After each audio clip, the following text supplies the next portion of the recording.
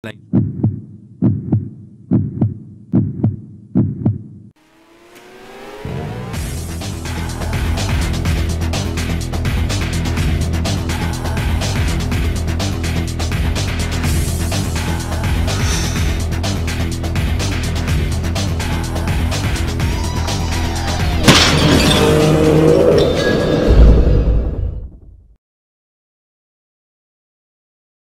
este proceso de hipertrofia muscular podría reducirse a algo que es muy visual, que es esta balanza. Al final se trata de mover esta balanza. Cuando, digamos, estimulamos a la fibra muscular, normalmente a través de una sesión de ejercicio, disparamos procesos de síntesis proteica, lo cual es muy beneficioso y es lo que nos interesa, dicho de manera sencilla, pero desgraciadamente también durante la propia sesión y las horas siguientes, se dispara la degradación proteica. Nosotros, como expertos en ejercicio, como entrenadores, en un momento dado en el que nos interese ganar masa muscular, o al menos no nos interese perder masa muscular, esto realmente ocurre con cualquier deportista, aunque no tenga una clara obsesión por la hipertrofia muscular, a nadie en principio le interesa catabolizar músculo. Por lo tanto, siempre nuestras herramientas, nuestras estrategias deberían de ir a bascular esta balanza hacia la izquierda, según está dibujada, de tal manera que siempre demos más peso, en la medida de lo posible, a una síntesis proteica.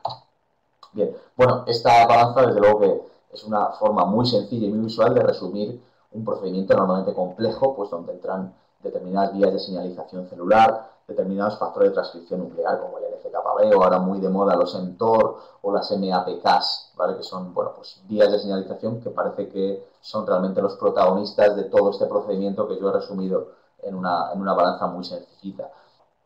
Bueno, ¿qué factores decantarían esta balanza que he dibujado? Bueno, pues hay varios factores por todos conocidos. Desde luego el entrenamiento sería una pesa que podemos añadir a un platillo de síntesis o de degradación, la nutrición, el descanso y alguna otra cosa, de tal manera que al final, como cuando quiero pesar algo, ¿no? O comprobar el peso o la masa de algo, pues se trata de poner estos calibradores en uno u otro platillo. De tal manera que la nutrición, por poner un ejemplo, pues si lo hago de manera correcta, el peso va a aparecer en este platillo, desde luego. Va a favorecer más la síntesis que la degradación. Ahora bien, si mis estrategias nutricionales no son correctas, el peso de este factor nutrición va a ir directamente a la degradación proteica y por lo tanto estoy haciendo algo que normalmente va a ser contrario a mis intereses últimos. Lo mismo ocurriría con el descanso y con el entrenamiento, por supuesto. Una pregunta que podríamos lanzar aquí es si bueno, esta balanza en todo el mundo está perfectamente calibrada o por el contrario podría darse el caso de que haya una cierta tendencia a que gire más o a que bascule más hacia la izquierda o hacia la derecha. Pues desgraciadamente, bueno, para algunos desgraciadamente, para otros afortunadamente, esto es así. La genética puede hacer que esta balanza venga, por poner un símil, ¿no? Venga descalibrada de fábrica. De tal manera que para determinadas personas pues el efecto de entrenamiento puede ser muy grande, en cambio para otras personas el efecto de entrenamiento puede ser mucho más pequeño. Lo mismo ocurriría con la nutrición. El efecto para algunas personas por su perfil genético puede ser mucho mayor a la hora de bascular esta balanza hacia la izquierda o para otras personas puede ser mucho menor.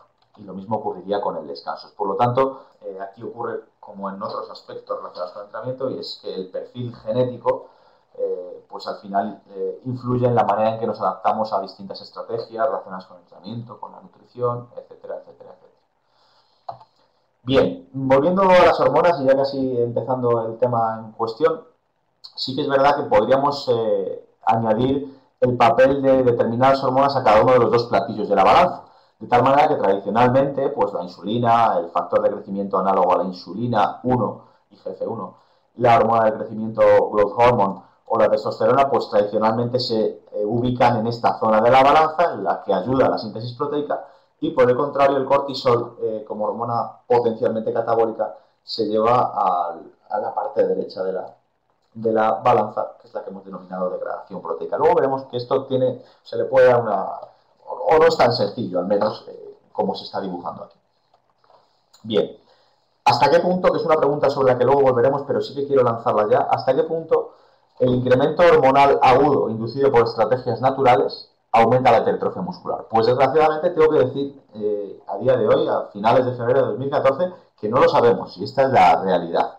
Esta es la realidad. De hecho, voy a lanzar ya una pirámide que es muy ilustrativa, que aparece en uno de los estudios del grupo que he mencionado antes, liderado por Phillips, por Stuart Phillips, y en este caso el primer autor es Daniel West. Ambos pertenecen a la Universidad de McMaster en Canadá, y ellos, bueno, pues en uno de sus artículos enseñan una pirámide que refleja un poco el papel de distintos aspectos sobre la hipertrofia muscular, de tal manera que lo que está en la base de la pirámide tendría un papel realmente alto en lo que es la hipertrofia muscular, y lo que está en el pico de la pirámide tendría un papel relativamente bajo en lo que es la hipertrofia muscular. A poco que vayamos leyendo, pues vemos algo que más o menos sabemos. El uso de esteroides anabólicos exógenos pues tiene un gran, o puede tener un gran potencial o un gran papel a la hora de generar hipertrofia muscular.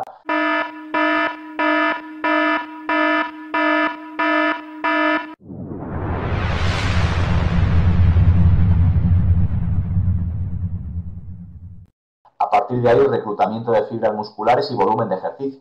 Reclutamiento de fibras musculares no por altas intensidades, sino por agotamiento de la mayoría de fibras musculares, es decir, volumen de ejercicio y carácter del esfuerzo cercano a lo de que llamamos fallo muscular.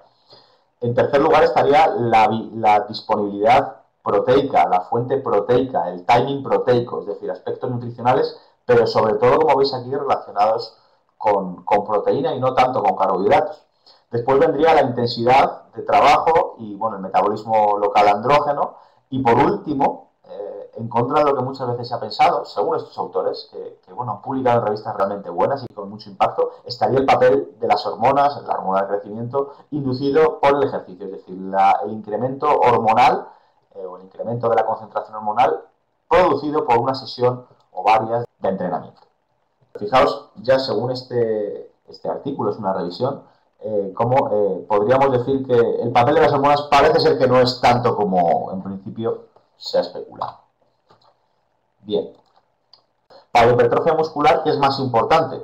¿El estrés mecánico o el estrés metabólico? Bueno, pues esa es una pregunta muy interesante que cada uno puede responder en función de su experiencia o de lo que ha leído, pero la realidad es que la literatura científica parece apuntar predominantemente al estrés mecánico, en contra de lo que muchas veces pensamos, como factor predominante en el desencadenamiento de la adaptación hipertrófica. He puesto ahí una serie de autores que así lo avalan. En mi opinión, y después de leer muchísimos artículos, creo que esto se refiere a un aspecto o una cuestión de mínimos. ¿A qué me refiero con esto? Bueno, pues que obviamente yo creo que a nadie de los que estáis escuchándome al otro lado del ordenador se le escapa que con altísimas intensidades no se generan las mayores hipertrofias, es decir, con intensidades cercanas, por ejemplo, al 95% del 1RM, perdón, que te va a permitir hacer poquitas repeticiones, realmente la hipertrofia no es muy grande.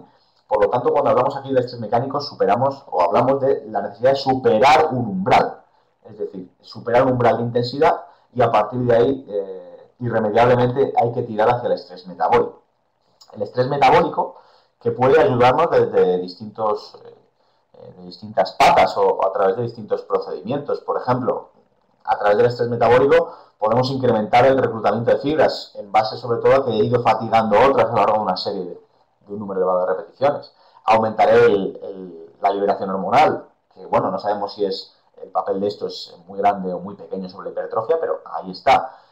Alteraremos la producción de mioquinas, produciremos especies reactivas de oxígeno, radicales libres, lo cual activa determinadas vías de señalización, y produciremos hidratación celular. Esto parece ser que hoy en día es muy importante en la adaptación hipertrófica o en el crecimiento de la fibra muscular, en la medida en la que cuando insuflamos líquido dentro de la fibra, aumentamos la presión intracelular, y esta presión intracelular sobre las propias estructuras de la membrana parece ser que ayudan y potencian el crecimiento de la propia fibra a través de, como estoy diciendo, de un incremento en la presión intracelular, de esta presión contra las paredes